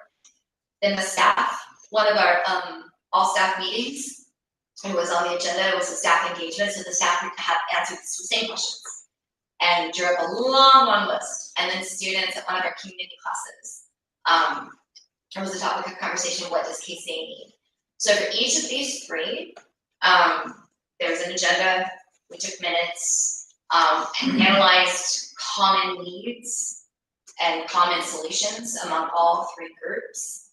And here's just a brief flyer. Here's for Cup of Needs. I feel like if we start doing this with some regularity, people will start showing up. We kind of got invited into this mix late in the game, so I didn't have enough time to really promote this to the degree I think we should have promoted it. But I'd like to do this somewhat regularly, a couple times a year, at least 3 times a year. For the grant, yes, that's useful, but also just because, just to start having these regular moments where it's like, hey, come on down, I'll give you free coffee, tea, and donuts, and tell us what you think. Here's one for the staff engagement, just made a dinky little flyer. One for a student that I didn't even print, unfortunately, but I need it, so next time we do it for the students, it'll be ready to go.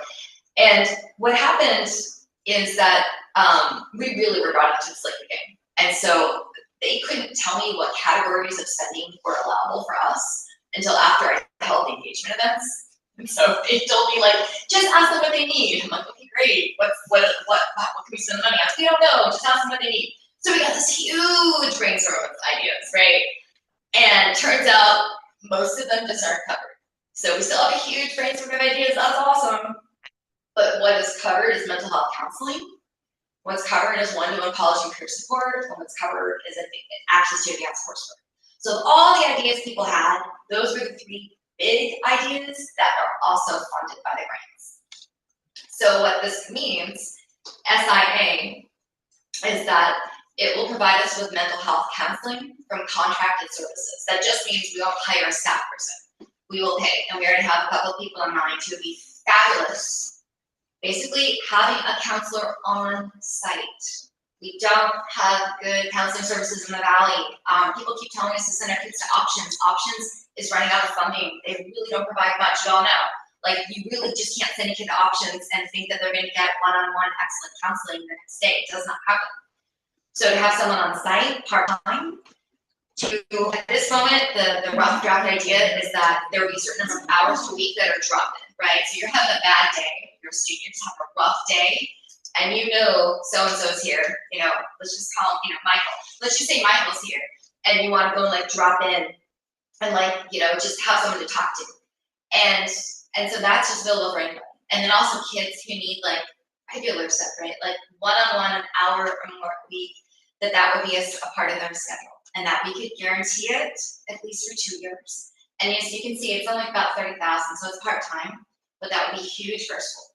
Number 2 are things that we have already started offering at the school, slowly, but cost money.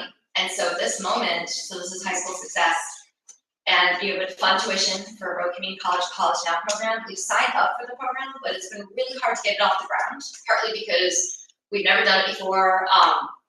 We don't have a person here who can like really run it. I'm trying to, but I just don't have the time to. And this provides free college classes for our kids, 9th through 12th grade. They have classes on Fridays, and we would pay for the tuition. It averages about $700 per kid per term if you factor transportation, which I think we can actually give them free transportation, but anyhow, it adds up. And so this would not, allow us to not take it out of the general fund. And then second is we've started running Project Youth Plus academic counseling on Wednesdays to work with our seniors. Next year, they're gonna start working with much larger group of kids. And so this would give, I believe we split it up, there was about 16,000 for RCC and the remainder for Project Youth Plus. So it's a good chunk of money to pay for. And then finally, the $98 is just going to Synergy. They just told me to put it into Synergy. That's how we track our attendance data. And that's essentially because we can track attendance data there, it gives us an insight to who's chronically absent, which means if you're absent for 10% or more days out of the year, you're chronically absent. And like what those stats are, because that's really the number to watch, is the kids who just aren't coming to school. So that's where we can put the money. Next steps, this is my last one. Today, if y'all approve it, then I can tell them they approved it. I have to give them my minutes, give them the slideshow, all that, but essentially our part is done once I hand off this conversation, the minutes and the agenda from this meeting, I forward it to them, then we are good to go. And then April 16th is the Three Rivers board meeting. That's why they're pushing this hard to get to, like, it has to be done tonight. So if you get on their agenda for Three Rivers board, whether to approve it, they are most likely going to approve it. And then the funding cycle starts on July 1st. So $50,000. Nice work, Free Tracy. money. Nice. Thank you for doing that. Thank you. That's amazing. So Nicely done. questions? No, I think why wouldn't we pursue it? It's great. I didn't mean to talk if I was just gonna say. I motion to approve? Or is this one where like? You don't get yelled at, Can you Can you share what the language might be? Is it approving submission? Is it what? Just like when we Somebody turn me around. approve the apply, no, what's the language? Approve the grant request. Yeah, isn't that? When I ask, I usually say approve like KCA, as our authorized rep submitting. Or, Yeah. Something like that. That sounds good. You wanna make a motion using the proper I'd language? like to make a motion of Casey, the authorized representative, applying for this grant. Or something like that. Very professional. Under the auspices of the. Indeed. I'll second that. All in favor? Awesome, and that's it. You can flip on the lights and I will turn this off. I like them 3, 2, 1. Who seconded? 5 minutes. Okay. All right.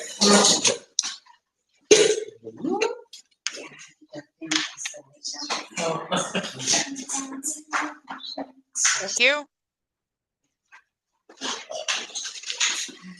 And can you tell Angie I'm gonna email right now. Awesome. Did you get it, Angie? Yeah, I followed along. It was very well done. Thank you. All right, Terry. 25-26 lottery procedure. Lottery procedure. Woo, woo. You win $1 million. So, our process is to hold a lottery for positions if we have a class where the demand is higher than the number of seats available. In general, we have 16 seats per class. I say in general because if all of our seniors want to come back and all of our juniors want to move up and be seniors, we're not kicking people out. We're not going to say, oh, there can only be 16 seniors. And so at this point, it looks like we do need to hold a lottery to determine the order of the wait list for juniors and seniors, because we anticipate both of those being full with at least 16 current students. And at this point, our freshman and our sophomore classes, we have less demand than there are seats. So the teacher leaders actually have been so busy that we haven't talked about this, but can we just offer already admission to all of our freshmen and sophomores? Officially as of April 1st, yeah. Okay, That's when we can notify folks. so we can do that. So we will, right now, I believe there's 8 freshmen and 2 sophomores on the list, and so we'll offer admission to all of them. And then the way this works is on April 15th, we will hold the lottery. We have halted the ability for people to enroll for next year at this point. There's kind of a pause on enrollments coming in, but on April 15th or 16th. 15. With the, yeah. I'm looking at where we scheduled. I don't know if the pause is to or through April 15th, but it's either April 15th or It's April a 16th. pause through the 14th. Yeah, so enrollment window closes March 31st, everything pauses April 1st through the 14th. And then the lottery is held on the 15th. So we will be holding a lottery on April 15th, and the teacher leaders have discussed that process. I think we were talking about having like balls in a hat that. Yeah, it has to be totally public and transparent. So bring family and friends. But yes, we had an idea. That has to be very, very transparent. What was the thing about the passing around the? So yeah, we're being goofy with ideas, and just essentially, if you're on the lottery right now, it looks like it's going to be a small group of people, right?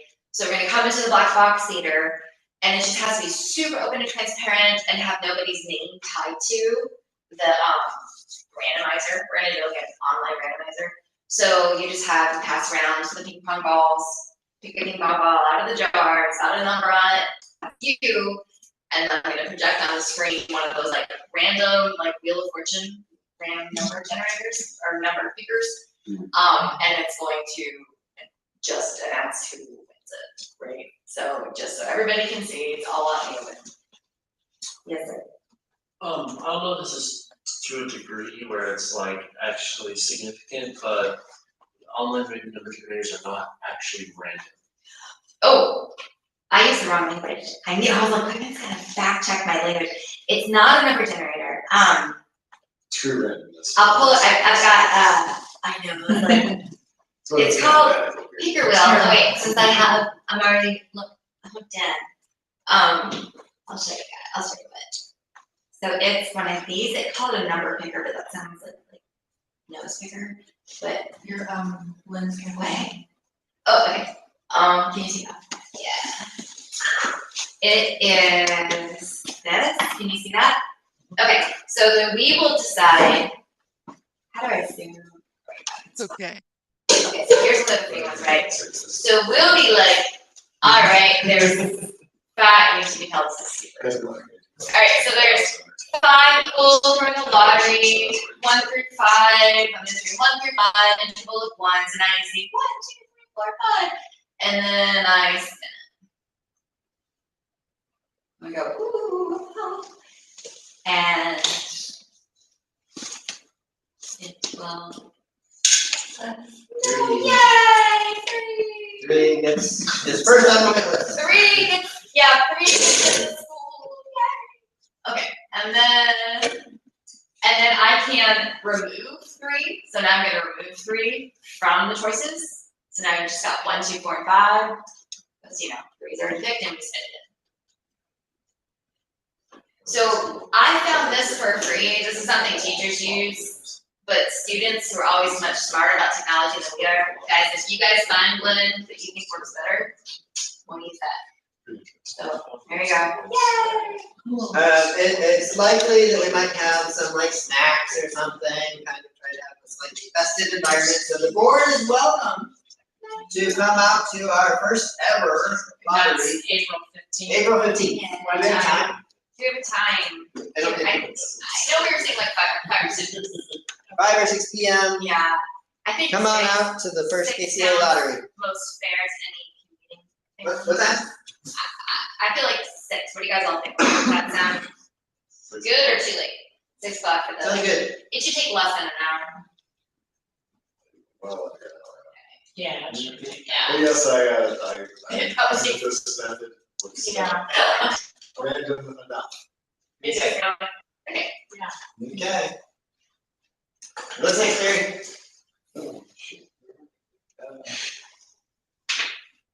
KCA use of Three Rivers policies. KCA use of Three Rivers policy. In the past, we have mentioned at board meetings that in the absence of our own policy, if there's something that we don't have a specific KCA policy about, that we would follow Three Rivers policies. For example, I've not found an official policy that says we do that, but I have found language in board meetings. For example, Monday, October 30th, 2023, quote, developing our policy manual. At the moment, staff continue to be focused on day-to-day operations, so we use Three Rivers policies as our default. But as our own school, we do want to have a KCA specific policy manual. But because this is somewhat unofficial, I don't know that we've officially adopted a policy whereby, in the absence of our own policy, we officially definitely have legally follow Three Rivers policy. I will say that in the past couple of weeks, our staff has really started thinking like, okay, we gotta get moving on this. Taryn has been gathering other schools' policy manuals and is kind of looking at them and figuring some stuff out.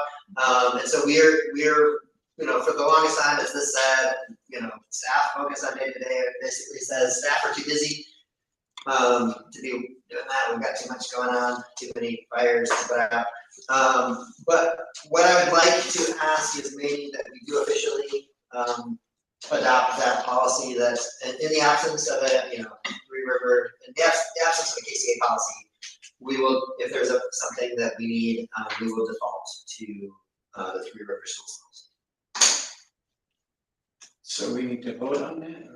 I mean, I guess I even though I'm not a non-voting member, I think guidance table, we said at one point that any teacher leader, you can check this a year or two ago, we said any teacher leader can introduce a motion. So is that an official policy? So I would like to make a motion about, that was an official policy, that was, I believe that was adopted, I can try to find out the name. But I would like to motion that, KCA has a goal of developing our own school policies, but if there's a policy we have not created, and Three River School District has a policy that covers the topic, policy of KCA will be to default to the Three River School District policy. I'll second that. And you seconded it. I heard her first, sorry. Oh. Any discussion? All in favor? Aye.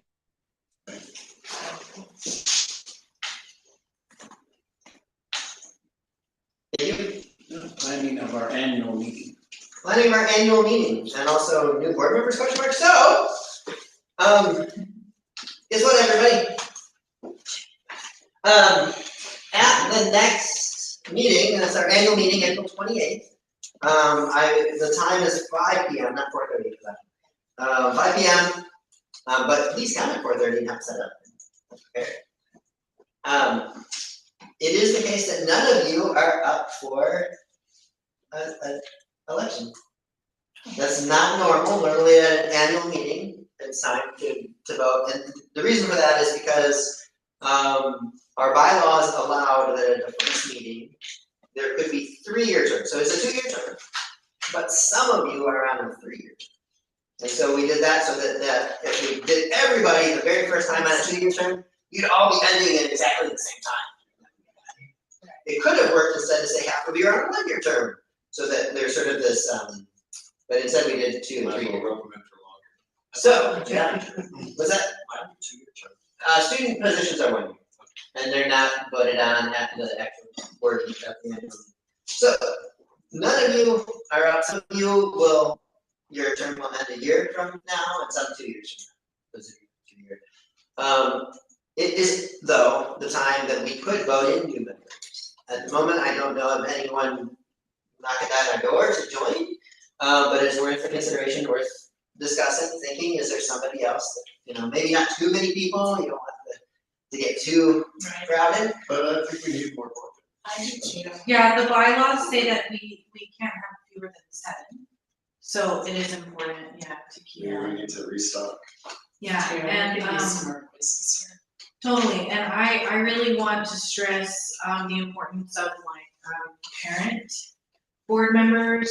Really wanna feel out interest in some of the parents. I'm actually interested in asking Drake's mom, because she's really down to earth and, could bring some really interesting perspective and,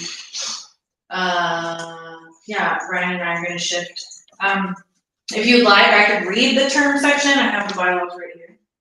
No? Okay, great. Perfect, you're familiar, love that.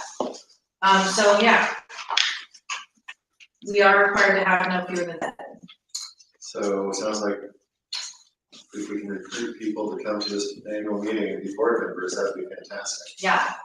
We're also allowed to add positions, so we could add a policy writer position, or if there's a position that needs to be created as we expand, additional admin or a professional development resource coordinator, anything. Those sound like staff positions, you're saying? They can be board positions, yeah. Be great if we could find board member who was really good at grant writing. Yes, grant writing was gonna be my next, yes. That's who we need. Oh, actually.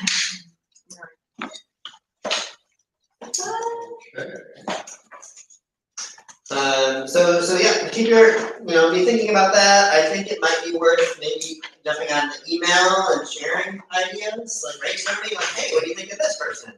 Should we invite them to the meeting? A few years ago, Kimiko and me met with Kate Wire to kind of discuss board things. And Kate shared that it is kind of a good idea to discuss internally before you just reach out to someone. Part of the reason for that is she had the experience of being on a board with someone was like, hey, come here, be our new board member, and they showed up, and it was maybe someone who had a negative relationship with one of the other existing board members. And so it's like, we don't know that. Like, if you just recruit someone and it's my enemy, I might be like, oh, I'm never gonna recruit another meeting. And so there's some value to saying, hey, anyone have concerns about this? That's an excellent point. Yes, yeah. Let's do that. It wasn't me, it was Kate Dwyer sharing the experience of somebody else. And watching this and seeing, Yeah. we should probably talk about it behind the scenes before we bring someone in. Yeah, I think it's, It's a really good idea. We could use so, Especially this if you've got, a parent suggestion, let's discuss. But that leads me to this last thing I think on the list, which is the planning. 5 p.m. Could we have some, Angie, your hand is raised. I'm curious if you guys will put out an invitation on the parent square, or if you're inviting, I guess that kind of goes against what we just said about, having discussions of who we would invite to the board, but I think there's a way to say, hey, are people interested in it? And then, it doesn't necessarily mean that they, like, if someone shows up at that meeting and it says, I'm running, I think, as an open organization, we should be open to the running, and we should have ballots, But people will vote, so. and people will vote. We're open to, we are not an open member organization like the Dome School is. At the Dome School, every family has a vote, every person. So if you go to that school, you gotta vote. Here, the vote is right here. It's these guys. You are the ones who will vote on it, someone can be added. And so, something to keep in mind. thank you. But in terms of the meeting, I do want to invite the community and invite the parents and invite the guardians and invite the students. And so I want to discuss what should that look like. Last year, I shared some information on our finances. Here's how much we've taken in, here's our budget. I shared some of that information. Casey, I believe, gave that PowerPoint last year at the annual meeting. The school, PowerPoint about the school and all I think you. Oh, the annual meeting took for yours. No, I think you did one for our. We did have an annual meeting, not here, but it was at the other school in April. Last year in April. I believe. Yeah. I believe you shared a PowerPoint. I had that one. Yeah. And so what should I'll stop talking and say, what should our annual meeting be? What do you mean? What should be the agenda? Oh.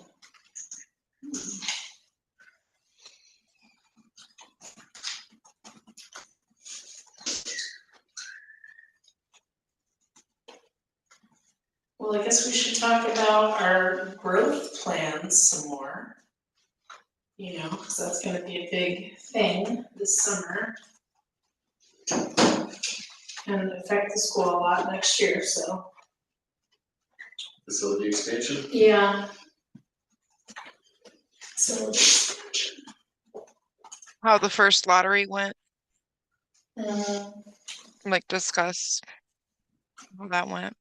Casey, will we know about that grant application by then? The grant. No, they submit it to the state at the end of the year. Okay, gotcha.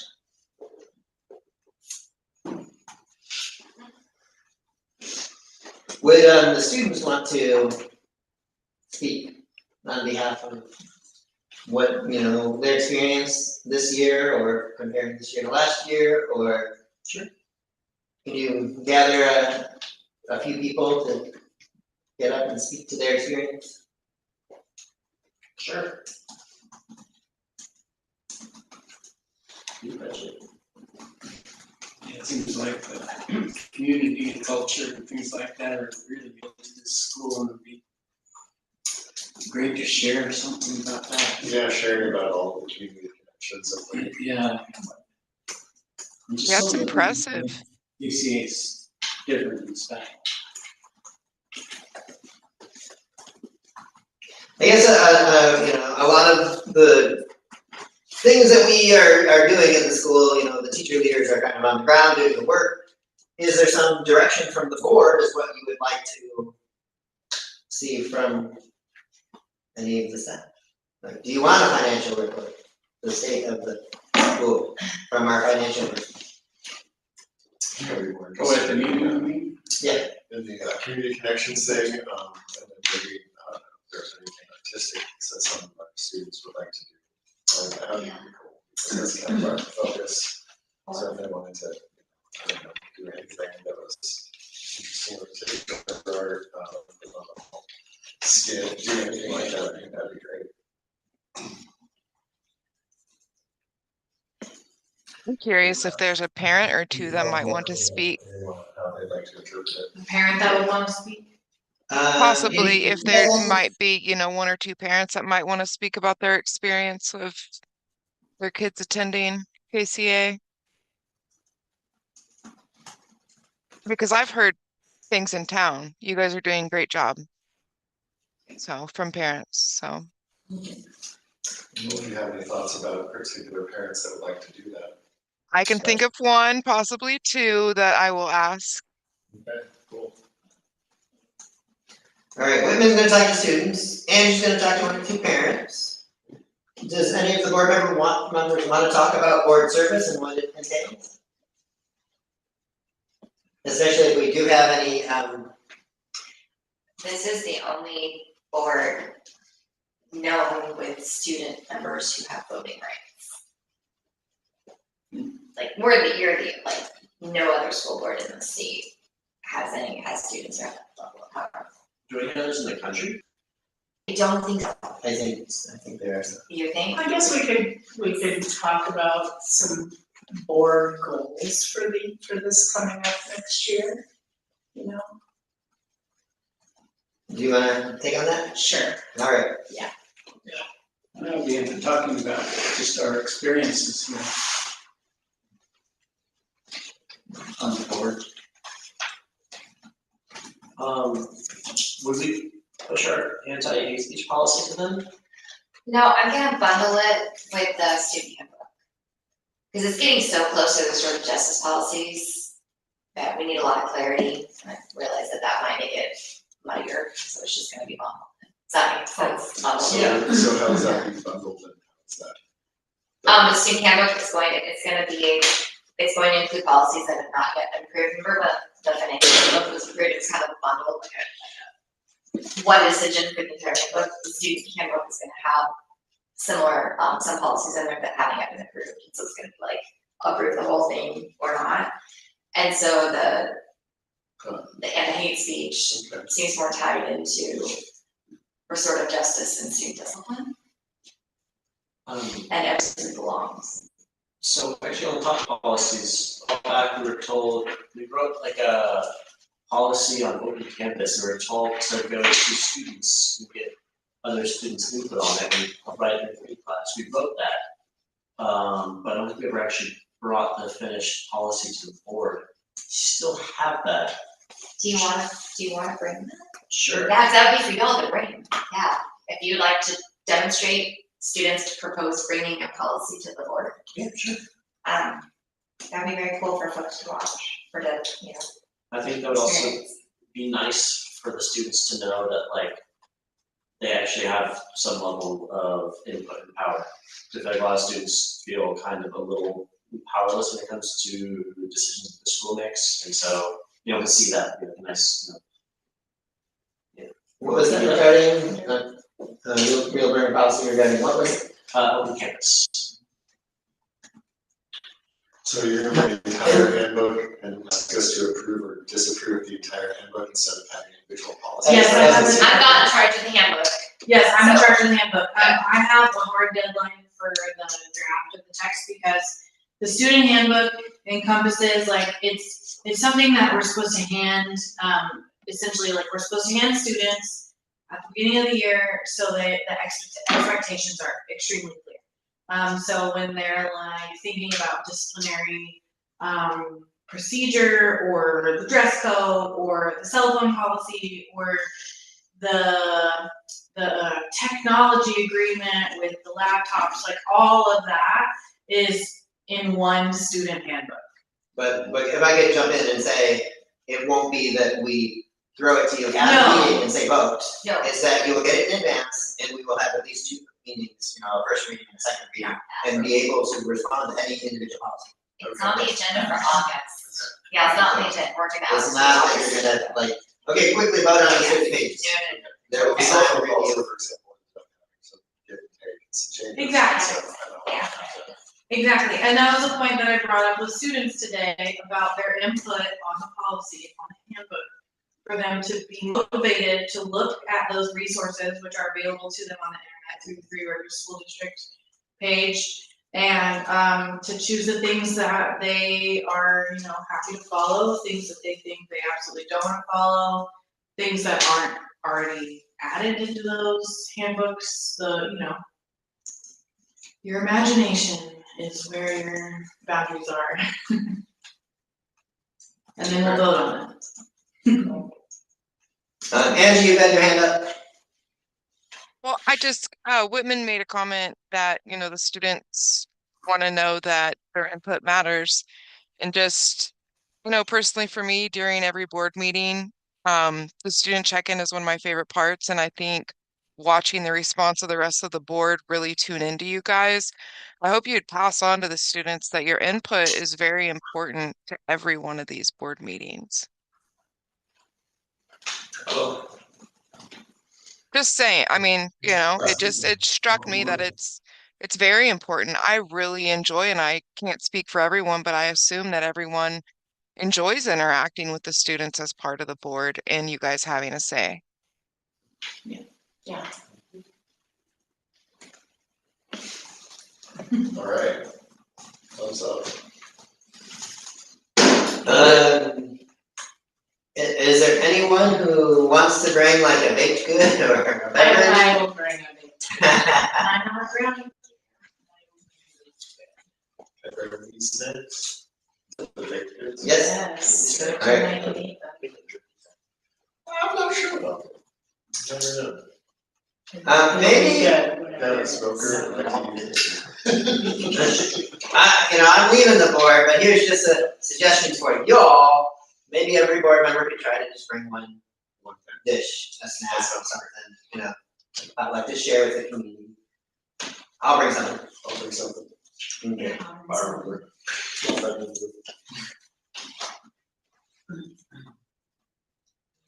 That's all I got. Well, I think it's a wrap. What's the time? 6:27. Yeah, 6. Meeting adjourned.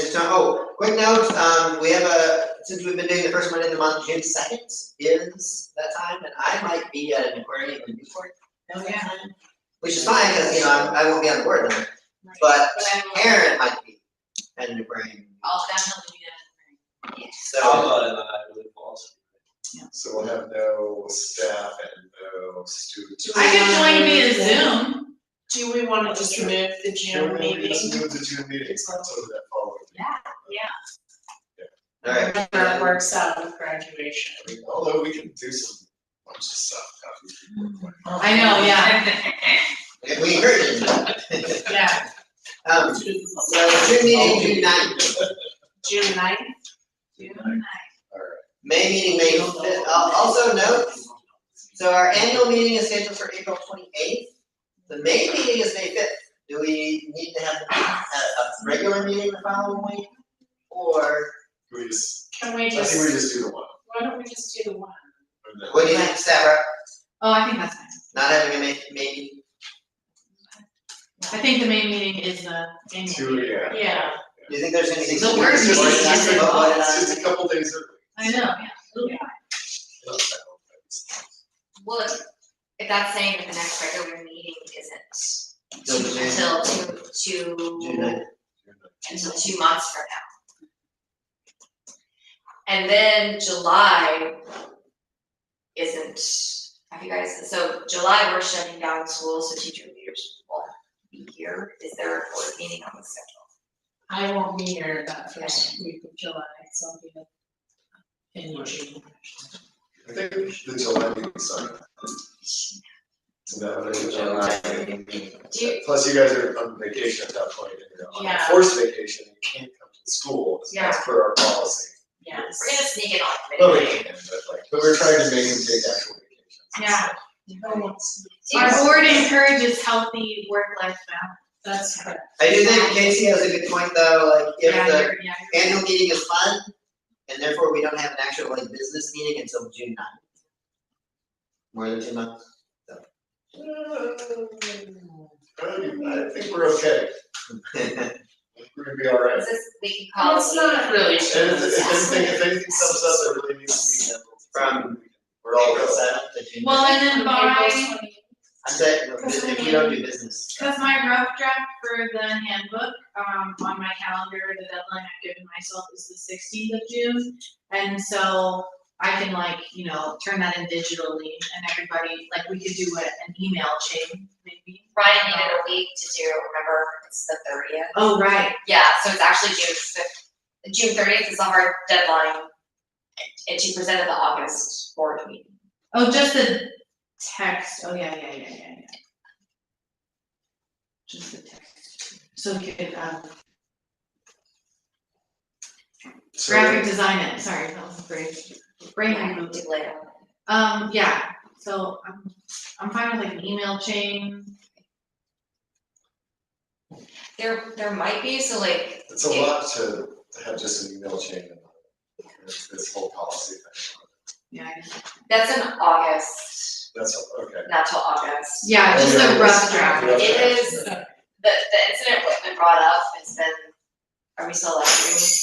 Yeah. Fire under our bums, Yeah, that we don't have here's, like, that we are putting ourselves majorly at risk. We've wanted it forever, it just keeps getting pushed down the line, we've known like, this is not good. And so now we're like, damn, it has to be. Okay. And so they're busting their booties to get it into a good shape by the end of June, to present to you at the August board meeting, at least to get some form of a draft on the website, something we can give people. So it's not just like, welcome to our school, we don't know what our policies are, what three rivers are. But then, like you said, it can't just be this like check mark to it, it's gotta be like, it's gonna Ideally, be we like, have the rough draft June 9th, but it's not gonna it's not happen. gonna happen. It's like a 60-page document. Yeah, unfortunately. Alright. But I did wanna ask you guys, like the June 9th meeting, we will have just closed down the school. And so the fiscal year ends June 30th.